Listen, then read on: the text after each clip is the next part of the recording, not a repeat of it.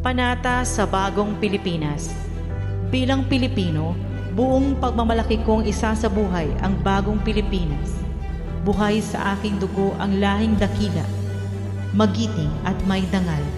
Palaging dadalhin sa puso, isip at diwa ang aking pagmamahal sa kultura at bayang sinilangan. Kaisa ng bawat mamamayan, iaalay ko ang aking talino at kasanayan sa pagpapaunlad ng aking bayan. Taglay ang galing na naaayon sa mga pandaigdigang pamantayan. Magiging instrumento ako sa pagsulong ng kagalingan, karunungan at kapayapaan. Makikiisa at makikiluhok ako sa mga adhikain ng pamahalaan dahil ang kaunlaran ay hindi lamang responsibilidad ng iilan. Isusulong at pangangalagaan ko ang karangalan, kalayaan at interes ng aking bayang minamahal.